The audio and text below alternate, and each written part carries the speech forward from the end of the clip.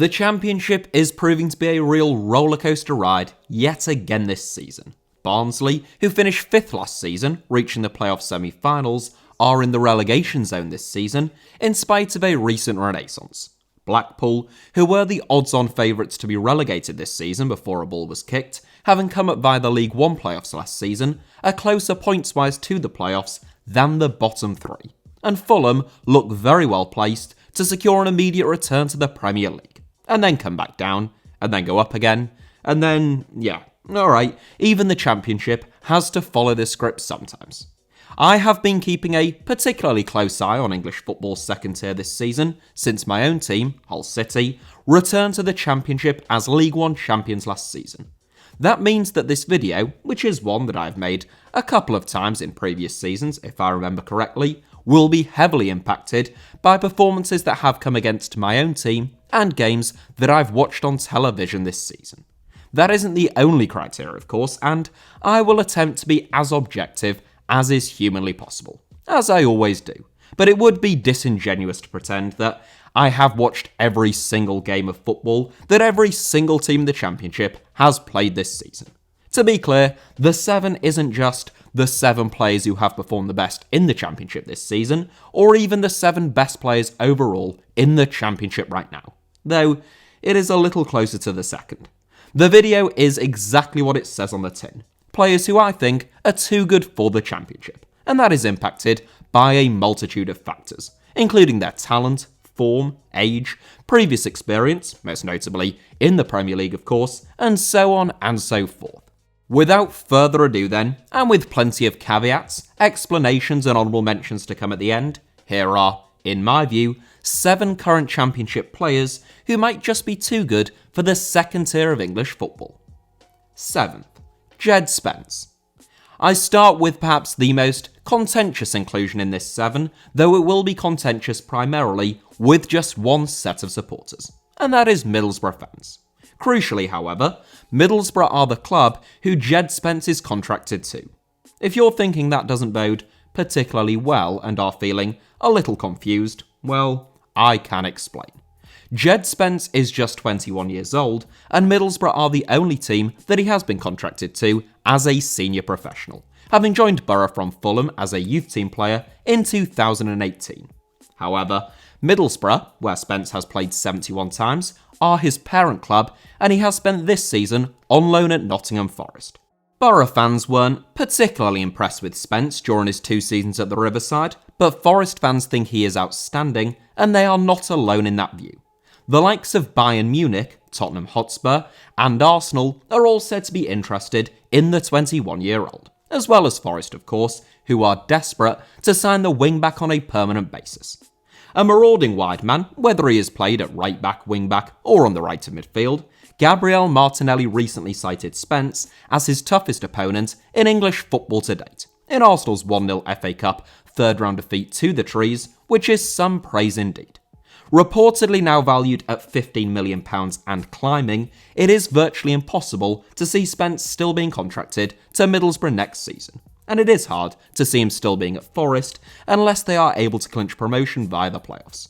When Neil Warnock sent Spence out on loan at the start of this season, he told him that he needed to sort himself out, because he could go on to play in the Premier League or non-league, depending on how he conducted himself following a couple of disciplinary issues in the Northeast.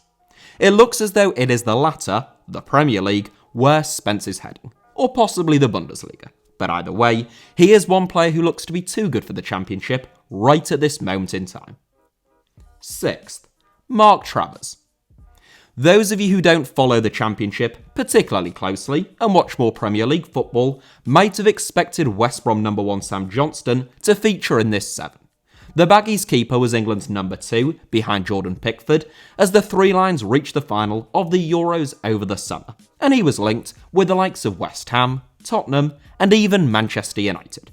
Johnston stuck around at the Hawthorns, but following a decent enough start to the season, he has really struggled over the last couple of months, along with a number of his teammates, it must be said, in an underachieving West Brom side. That doesn't mean that there isn't still a Championship goalkeeper who looks destined to play Premier League football in no time, however, And it was actually just as Johnston's form really started to drop off heading into 2022 that Mark Travers hit yet new heights during a fantastic season for him.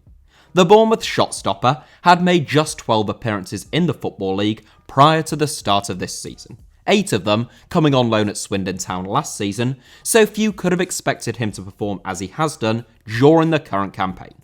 Currently playing with a maturity well beyond both his experience and age, Travers actually became the 15th youngest goalkeeper of the Premier League era when he made his Bournemouth debut, aged 19. But Asmir Begovic last season, and Aaron Ramsdale prior to that, prevented him from getting more game time. This season, Scott Parker has made him his number 1, and Travers has repaid that faith tenfold. Aged 22, he was Bournemouth's February Player of the Month, having kept 3 clean sheets in 3 games, picking up the Man of the Match award in all 3 games as well.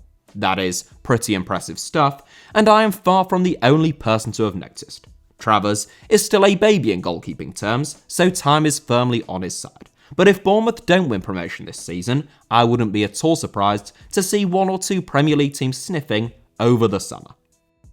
5th, Lucas João. Reading are a funny old team. In John Swift and Lucas João, they have arguably 2 of the best players in the Championship, and one of the league's most potent attacks on their day. And yet, they are currently languishing in 21st place at the time of this recording, still battling against the threat of relegation. That is partly because they have pretty much the worst defence in the league, they also have a string of off-field problems, and a 6-point deduction has hardly helped. Another contributing factor has been the fact that Lucas João has been limited to only 12 games so far this season, possibly 13 by the time that this video comes out, due to a long-term hip injury. That has been bad news for Reading, and bad news for João, given that the Portuguese international scored 22 goals in 40 games last season, leading to rumours of a move to the Premier League. Given Reading's financial problems, many expected João to follow Michael Elise out of the Mid-AC Stadium over the summer, but that didn't happen. I must admit, I was never particularly struck by João in the Championship during his time at Sheffield Wednesday. Other than his size, I suppose. He is 6'4" tall and very strong, despite the fact that he had won 3 caps for Portugal alongside Cristiano Ronaldo in 2015. At Reading though, whenever I have seen him, he looks to be a totally different animal. Clever, aerially more dominant, a bit more aggressive, and much more clinical within the final third.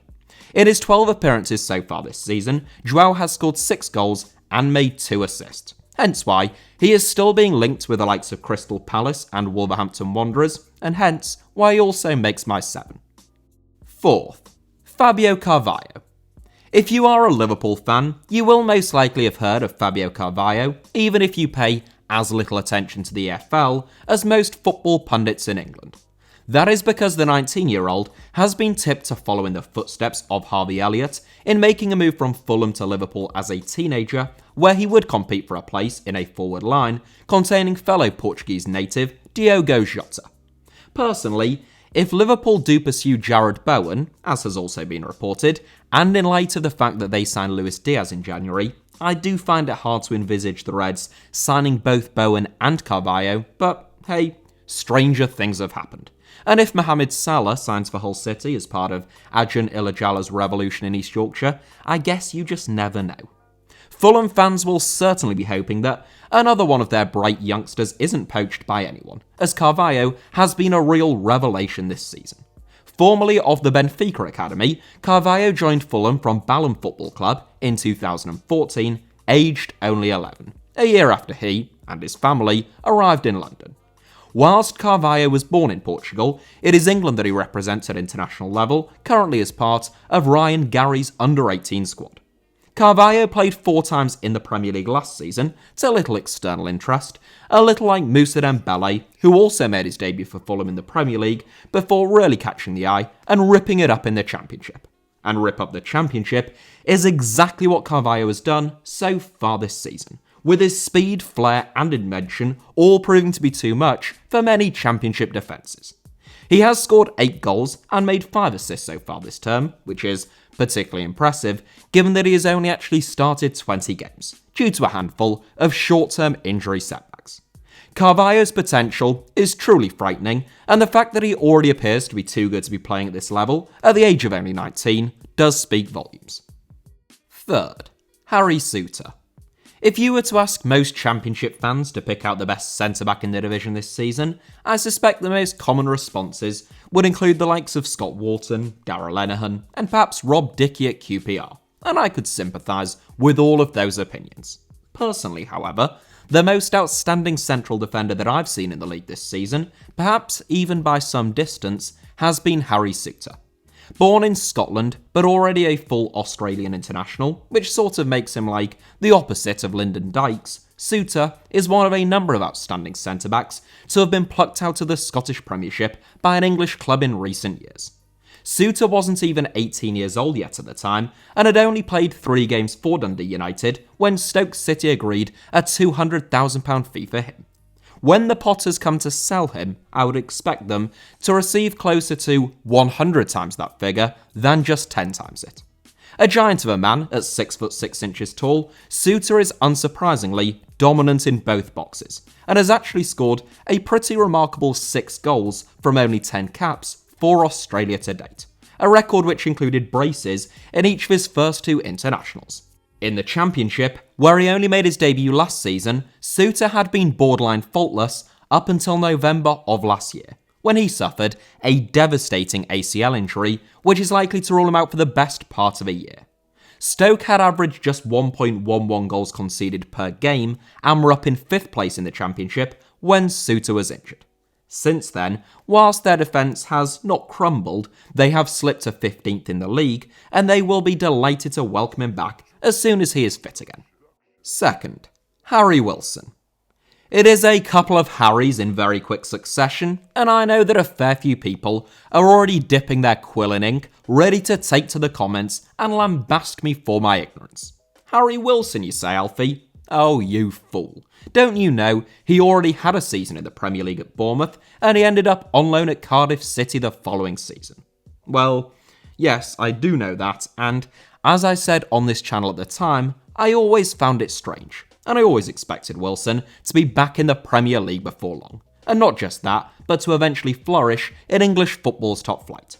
Wilson spent an exquisite half-season on loan at Hull City in the 2017-18 season, when we got to enjoy him and Jared Bowen working in tandem on opposite flanks. It was a rare cause of joy and excitement during a fairly joyless period for the club, and I must admit, I did expect Wilson to impress more on loan at Bournemouth from Liverpool than he did, especially after another impressive season on loan at Derby County. Having said that, I also didn't think that he was that bad. Certainly, I thought that he was worthy of another Premier League loan move, so the fact that he ended up on loan at Cardiff City the following season, with all due respect of course, did surprise me. His £12 million move to Fulham came as less of a surprise, even though Fulham are in the Championship, since I suspect the money was quite good. Fulham are bound to be in the Premier League next season, giving him another chance to impress in the top flight, and no one else was offering Liverpool that kind of cash. So far this season, Wilson has done everything you would expect of him. He has quick feet, lovely technique, and boy oh boy can he hit a free kick. 9 goals and 13 assists in 31 outings this season is a very impressive record, but it is as much to do with Wilson's ability, his aura, and the sense of inevitability about his Premier League return as it is his performances this season that see him take a spot in second. First, Aleksandar Mitrovic. Yeah, again, I know. You don't have to tell me in the comments. Aleksandar Mitrovic has now alternated between the Premier League and the Championship 8 times in the space of only 7 years since arriving in the English game with Newcastle United in 2015. And the narrative now is that whilst he is clearly much too good for the Championship, he is not quite good enough to play in the Premier League. I don't actually think that is true though, and not just because his first season at Newcastle in the Premier League was more prolific than his second season in the North East, playing in the Championship. Personally, I could never really understand Scott Parker's decision not to play Mitrovic in the Premier League. Well, That's a lie. I could understand it, I just didn't agree with it. The big Serb started just 13 games in the 2020-21 Premier League season, coming on as a substitute on 14 occasions. That is despite the fact that he scored 11 goals for Fulham the last time that they were in the Premier League, which is a very respectable record at a relegated club, along with 26 goals in the Championship to fire them to promotion. It is my opinion that if you play him in every game and give him even half-decent service, Mitrovic will guarantee you 10 plus goals a season in the Premier League, and could hit 20 in the right set of conditions. He has shown this season, however large you believe the gulf between the Premier League and the Championship to be, and for what it's worth, I do think that that is pretty large, that he has an incredible eye for goal. 34 goals in 31 games is just unbelievable, as well as being record-breaking, not to mention his 7 assists. I have to say, Mitrovic's sportsmanship is roughly on a par with El Hadji Diouf's, and some of his play acting and appealing to referees throughout a full 90 minutes is enough to drive even Ned Flanders up the wall. But I don't think that there can be any doubt about his talent. He has shown repeatedly on the international stage, where he has scored 44 goals from only 69 caps, that he is capable of scoring against the very best in the business. And I don't see any reason why he can't do that at club level as well. I am hoping to do a video on players who are, or were, genuinely too good for the Championship and not good enough for the Premier League before long, so I would love to hear some of your suggestions in that vein down below in the comments. I just don't think that Mitrovic is one of them, and even if he were, that doesn't change the fact that he at least fits the too good for the Championship part of that criteria, which is the only one relevant to today's video, and therefore had to feature, and in my opinion, had to take top spot. So those are the 7 that I picked out, based upon what I've seen this season and know, but I'm well aware that some of you will probably be screaming at your phones, laptops, smart fridges, and wherever else you consume my delicious content about one of your players that I left out. Firstly, if that is the case, I would urge you just to calm down because it's not that big of a deal, but also I shall embellish you with my honourable mentions. Ben Brereton, or Ben Brereton Diaz I should probably say these days, was probably the player who came closest to featuring. And I do feel as though he is capable of playing in the Premier League, but that isn't actually my main criteria. The video is about players who are too good for the Championship, and for my money, at least right now, Brereton is just a very good Championship forward. And I emphasise the very good there. The Chilean international has scored 20 goals in 27 league games this season, which is outstanding, but he only scored 7 goals in his most prolific season in the Championship prior to this one, which was last season, so he just missed out. Elsewhere, the likes of Philip Billing, Dominic Solanke, Chris Willock, John Swift, Brennan Johnson, Morgan Gibbs-White, Antoine Semenyo, Jake Cooper, Scott Wharton and Max Lowe all made my initial shortlist, among others, including Josh Bowler, would you believe it, who looks like one hell of a player at Blackpool, having looked very raw and nowhere near as devastating back when he played for my club Hull City. Solanke, it should be said, like Wilson, I have always maintained would be back in the Premier League before long, and was too good for the Championship. And I still believe that to be the case, I just felt as though there were 7 stronger candidates for inclusion. Morgan Gibbs-White, I think, is brilliant and probably too good for this level, but he missed out for the same reason, as did the others. Either that, or I just didn't feel that I'd seen enough of them to be as convinced as I am about those who featured. Lastly, in terms of my own team, just in case there are any Hull City fans watching who feel as though I have done the mighty Tigers a disservice, well, it is worth pointing out that we are towards the bottom end of the league, but also Keane Lewis Potter, who is probably the outstanding player at the club. Whilst I think he is very good and improving all of the time, I would not classify as being too good for the Championship just yet. I think he will play in the Premier League eventually and could even do very well there, but that he could probably do with another season in the Championship before he makes that move, preferably with us, but then again, I would say that, wouldn't I? Jacob Greaves has also far exceeded my expectations this season, so he can have a shout out. Meanwhile, Nathan Baxter might for his performances between the sticks, were it not for the fact that I wasn't including loan players. I should probably have stated that earlier on, shouldn't I? Oh well. That is it for today's 7 and honourable mentions and video generally. I hope that you enjoyed it. Hit the like button if that was the case, let me know your thoughts down below in the comments, and make sure you are subscribed and have notifications turned on for a channel that is too good for YouTube, some might say, and that is, of course, HITC Sevens. You can also find me on social media on either Twitter or Instagram via the username @HITC Sevens on both, should you wish to do so.